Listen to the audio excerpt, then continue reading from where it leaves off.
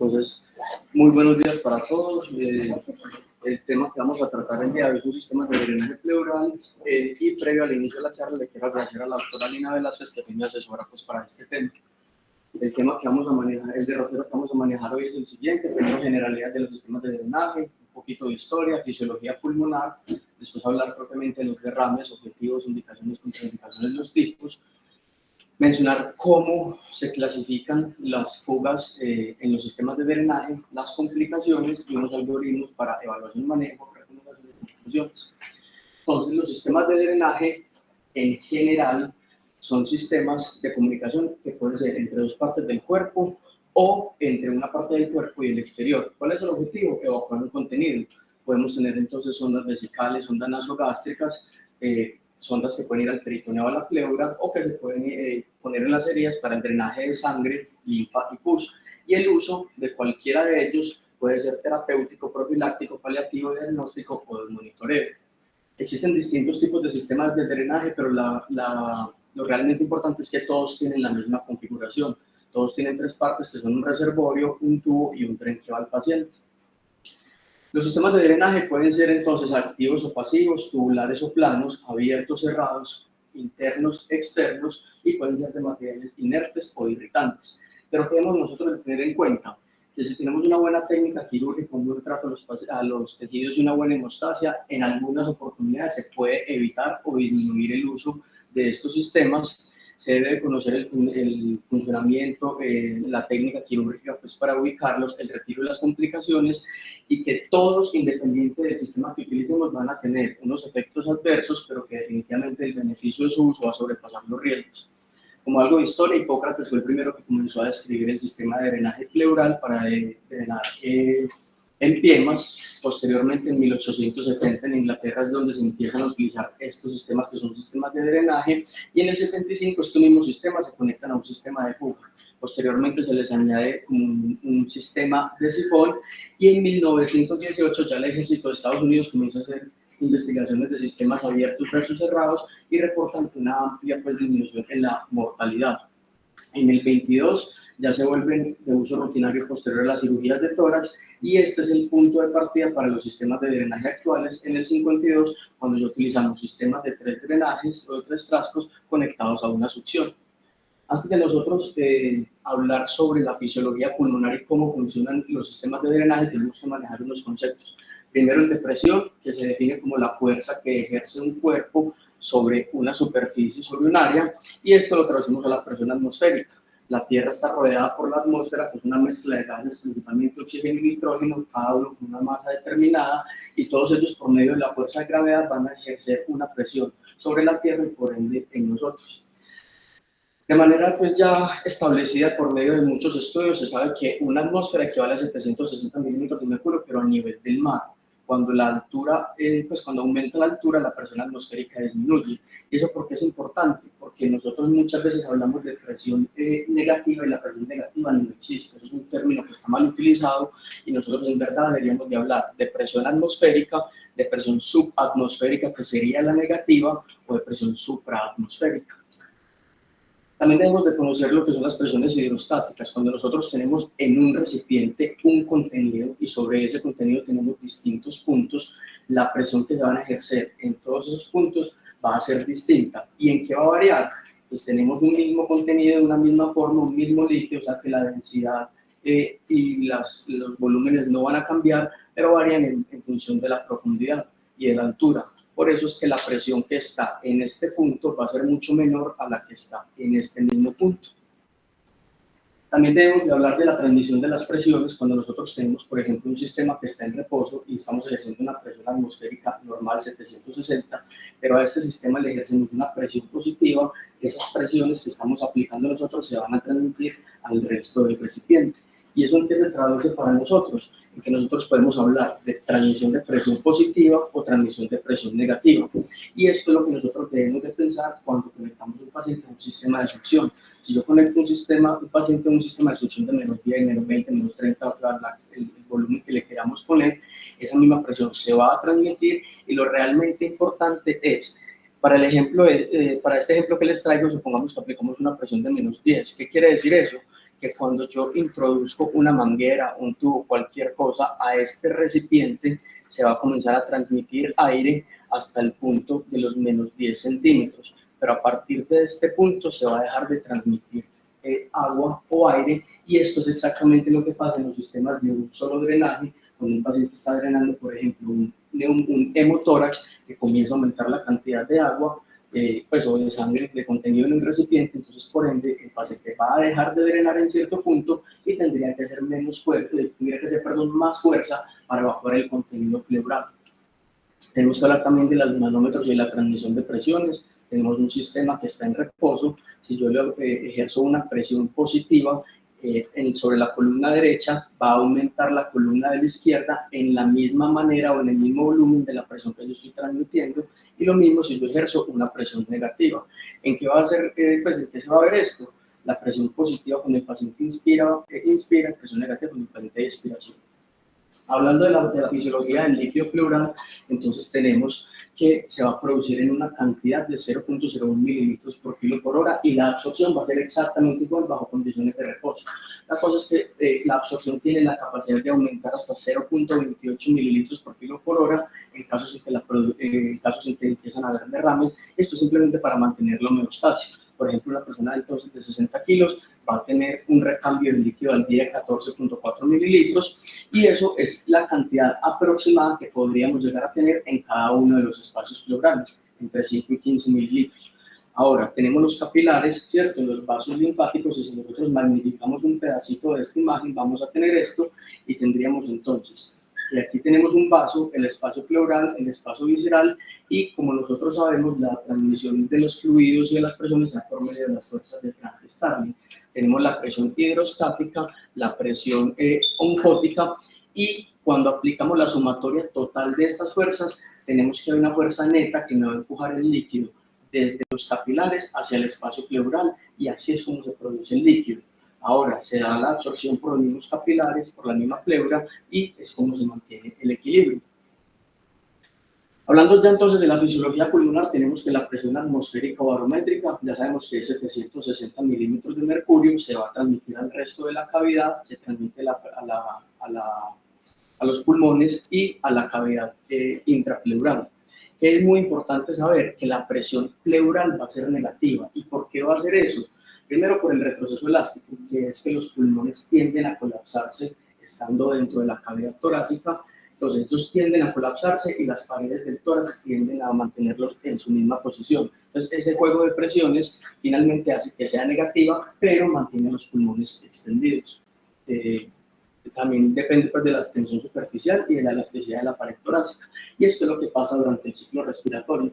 Tenemos un paciente que está en reposo, al final de su capacidad residual funcional, la presión barométrica va a ser la misma que la presión dentro de los pulmones para una diferencia de presiones de 0.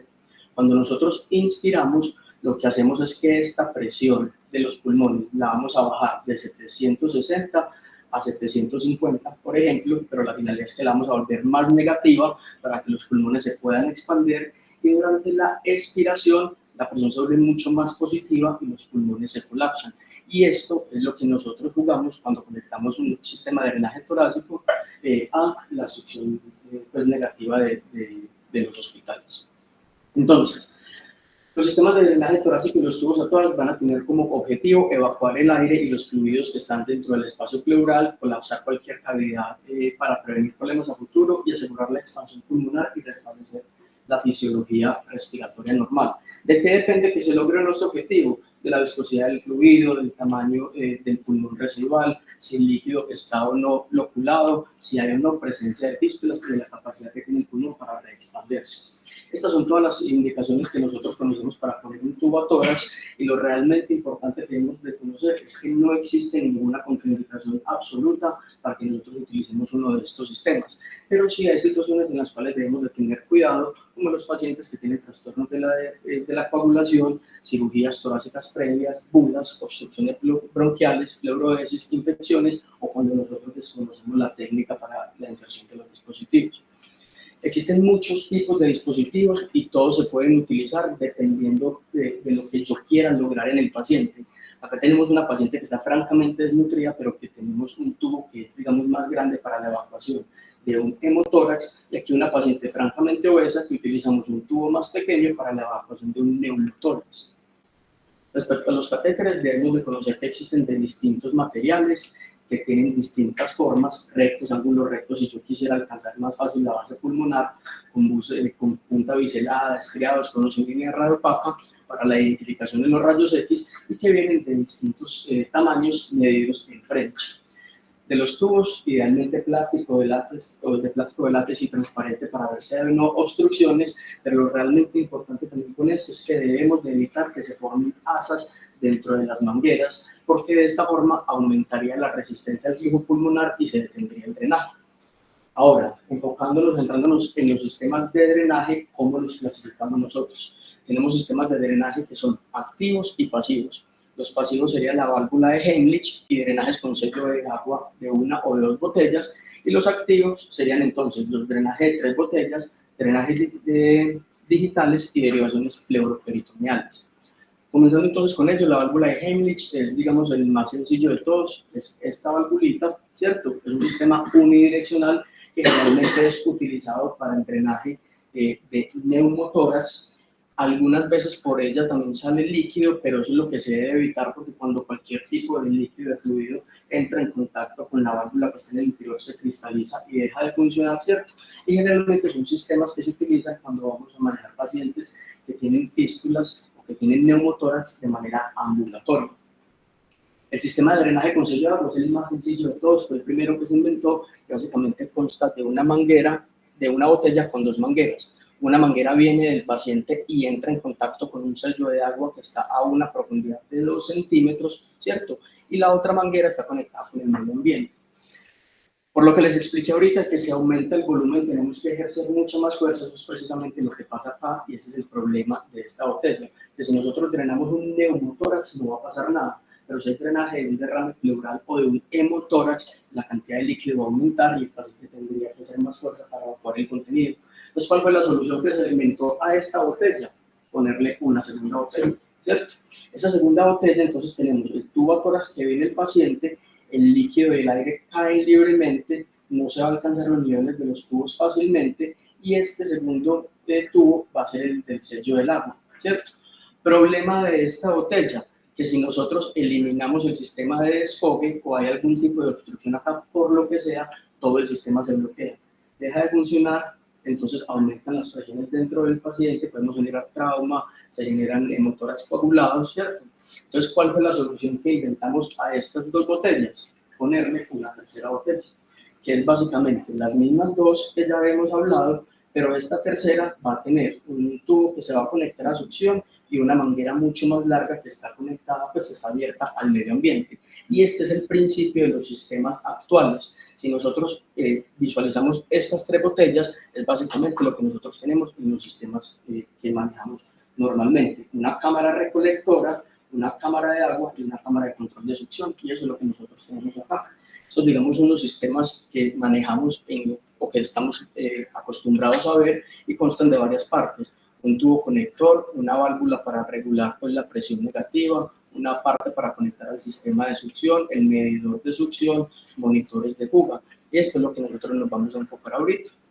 De ese mismo tipo de drenaje, hay unos que son drenajes húmedos, drenajes secos. La diferencia grande es que unos permiten la evaporación del agua y la regulación de las presiones, pero todos finalmente se pueden utilizar para los mismos objetivos, ¿cierto?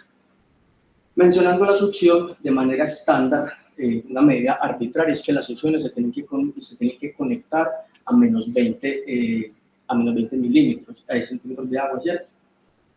Pero esto, digamos que es algo que puede variar. Si yo estoy hablando de la población pediátrica, podría utilizarlo más o menos en 10, ¿cierto?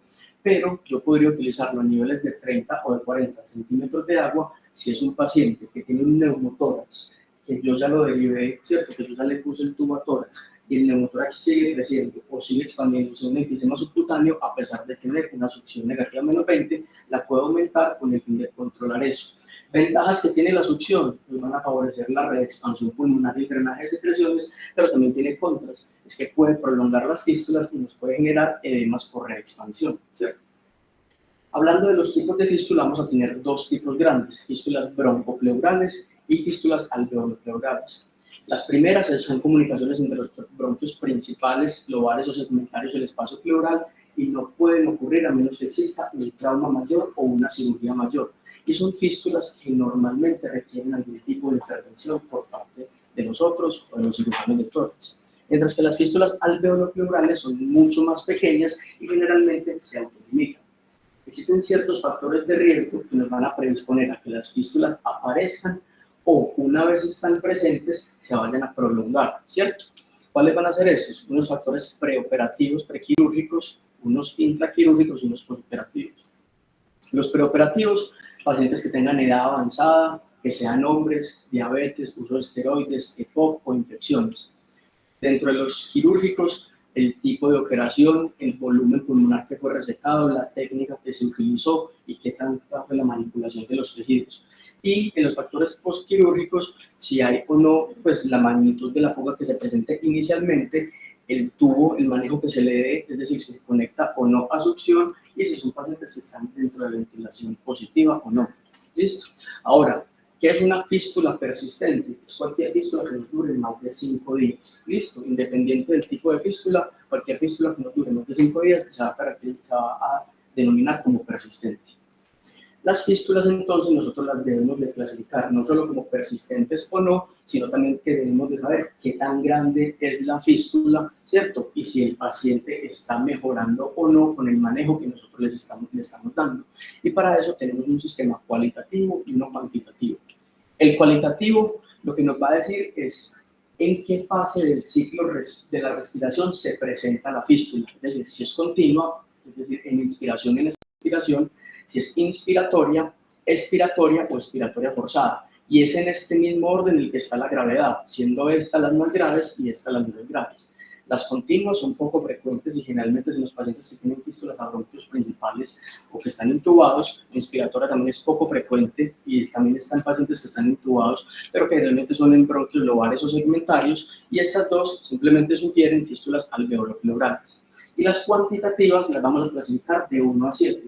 Siendo 1 la más leve, 7 la más grave, y esto se mide por medio de unas cámaras, que son esto lo que nosotros tenemos acá, ¿cierto? Entonces, cuando nosotros evaluamos un paciente y el paciente tiene presencia de burbujeo, tiene fístula, lo primero que nosotros debemos de fijarnos es en qué parte del ciclo respiratorio se le presenta la fístula, ¿cierto? Y una vez detectado eso, tenemos que saber en cuál de las cámaras es que está el burbujeo, siendo, como les dije, entre mayor sea el número, es más grave. Que es muy importante, este es el orden de las fístulas, ¿cierto? Siempre las continuas van a ser las mayores, las peores, seguidas por las inspiratorias, expiratorias, expiratorias forzadas. No nos interesa para la clasificación el número, es decir, yo puedo tener una fístula continua 1 y una expiratoria 7 y la continua 1 sigue siendo mayor, ¿cierto? Lo mismo para estas, yo puedo tener una expiratoria que sea tipo 1, tipo 2 y una expiratoria forzada 7 y estas van a ser mayores, ¿cierto? Y algo a tener en cuenta es que las expiratorias siempre van a incluir las expiratorias forzadas, pero no viceversa.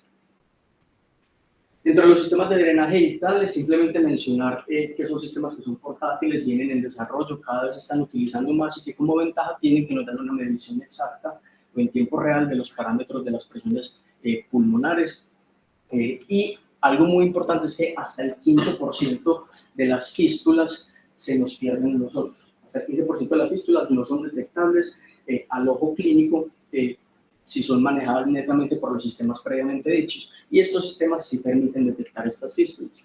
Vienen con una pantallita muy bonita, ¿cierto? Grafica todo. Y aquí, digamos, la idea era mostrar cómo ellos cómo estos sistemas tiran las gráficas. En estas, si logramos ver un poquitico la línea continua amarilla, quiere decir que la fístula está igual, que no ha mejorado, pero en esta la fístula ha ido disminuyendo, entonces el paciente ha tenido algún grado de mejoría.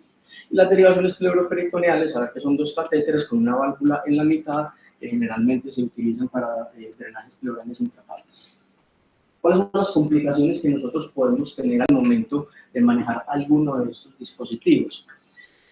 Podemos tener Las más comunes, mal posicionamiento, edema y fístulas broncopleurales, pero también vamos a tener otras complicaciones como dolor durante la inserción, desconexión y fugas, enfisema, laceración del parénquima pulmonar o de los tejidos, que también pues, de otros órganos o tejidos que pueden estar dentro de la cavidad torácica o a nivel abdominal, sangrado intercostal, hizo y colonización del tubo, y estas complicaciones se pueden presentar del 5 al 10% de los pacientes, y las vamos a clasificar como tempranas si son en las primeras 24 a 48 horas o tardías. Entonces aquí tenemos algunas imágenes de lo que son las complicaciones. Un tubo que queda dentro del parénquima pulmonar, ¿cierto? Un tubo que va de derecha a izquierda lacerando el pulmón contralateral y los grandes vasos. Un tubo que queda dentro del hígado, ¿cierto? Incluso en los rayos X se logra ver acá. Un tubo que nos genera enfisema subcutáneo y también problemas para al momento de seleccionar el tamaño del tubo. Miren la magnitud de lo que yo tengo que controlar con solamente un tubo muy chiquitito. Eso es lo que nosotros normalmente manejamos. Ahora, cuando nosotros vamos a evaluar un sistema de drenaje, como vamos a hacer la semiología de un sistema de drenaje pleural, tenemos que tener un orden, ¿cierto?, para hacer una evaluación sistemática y que nada se nos vaya a pasar. Lo primero es saber si está bien posicionado o no. Entonces tenemos que fijarnos dónde está la inserción, si está intratorácica, si hay desplazamiento, si hay acodamiento o si alguno de los agujeros está por fuera del sitio. ¿Cómo nosotros nos damos cuenta de eso? Pues primero mirando los rayos X, segundo aquí en la imagen vemos que este tubo tiene un doble acodamiento, y lo otro para saber si los agujeros están dentro o fuera donde deberían de estar, lo que hacemos es seguir la línea radiopaca y generalmente el primer agujero y el último están sobre la línea. Entonces miren que aquí logramos ver el huequito que es cortado por la línea, así logramos saber dónde está la localización del tubo.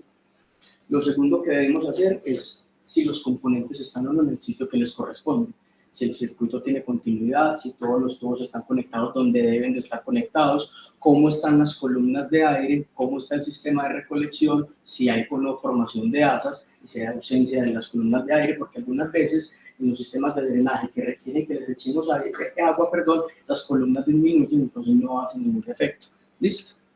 Ahora, para nosotros valorar si el sistema está permeable o no, diseñamos después, traemos este algoritmo. Lo primero es, siempre se debe desconectar la aspiración. Uno no puede saber si un sistema está permeable o se fuga si el sistema está conectado a aspiración. Entonces siempre lo desconectamos.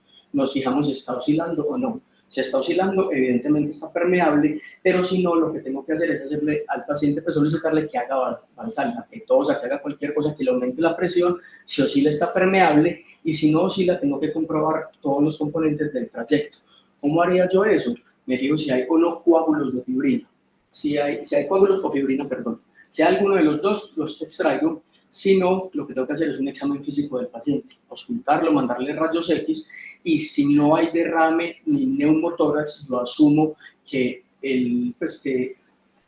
la ausencia de eso es porque ya la patología del paciente está resuelta y puedo quitar el tubo, pero si por el contrario hay presencia de derrame o de neumotórax, tengo que movilizar, aspirar y considerar si se le realiza un nuevo drenaje o no.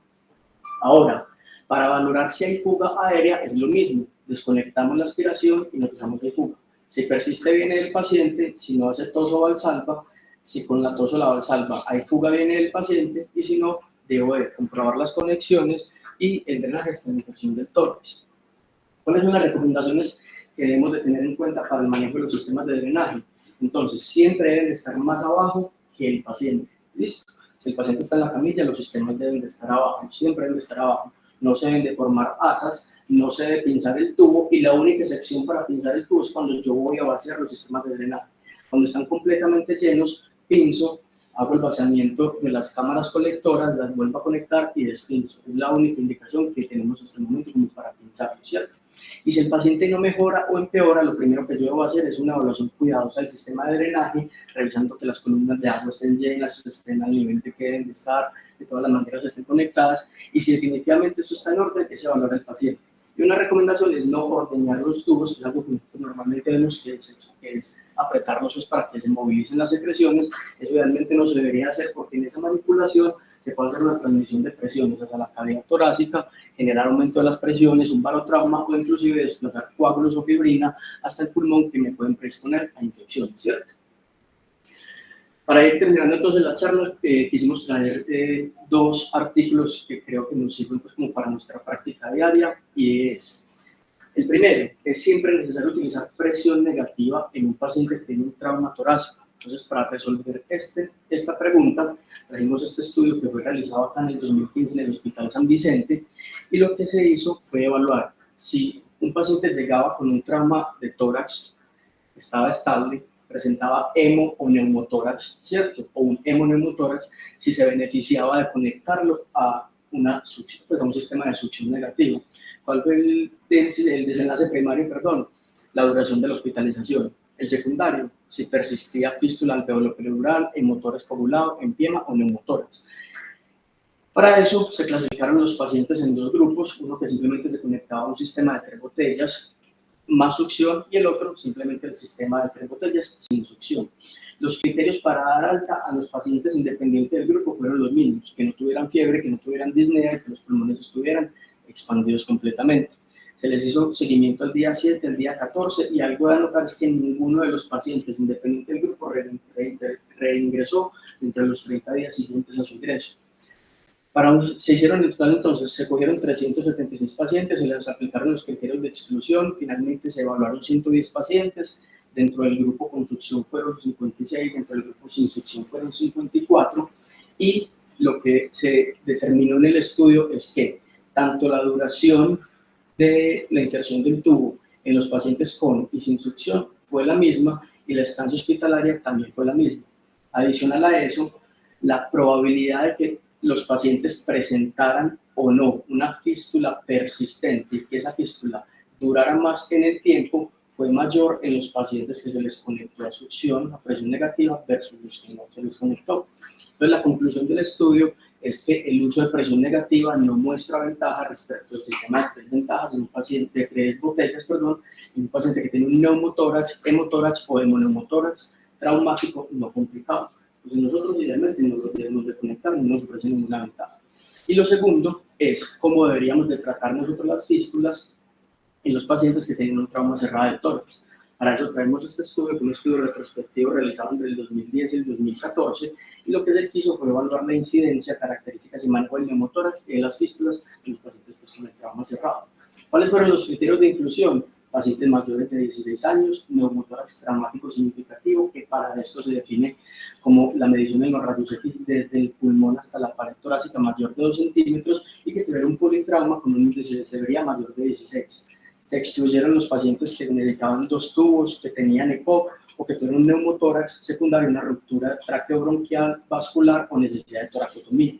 En total se analizaron 54 pacientes, se hicieron 2 grupos, uno con una fístula aérea severa donde estuvieron 4 pacientes. Es una fístula aérea severa, una fístula aérea continua, que sigue siendo continua a pesar de estar en manejo con un tubo a tórax. Y una fístula aérea menor donde estuvieron 50 pacientes, de corta duración.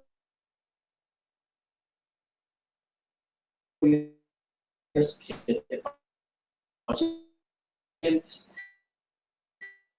Y pues, en los 2 grupos. ¿Cuál fue la conclusión de este estudio? Primero, que el cese espontáneo de las fístulas pequeñas y una intervención quirúrgica temprana a las fístulas mayores llevan a mejor resultado, más satisfactorios en el paciente con una relativa menor estancia hospitalaria, y que las fístulas que sean pequeñas se deberían de tratar de manera conservadora, mientras que las grandes idealmente deben de ser llevadas a manejo quirúrgico.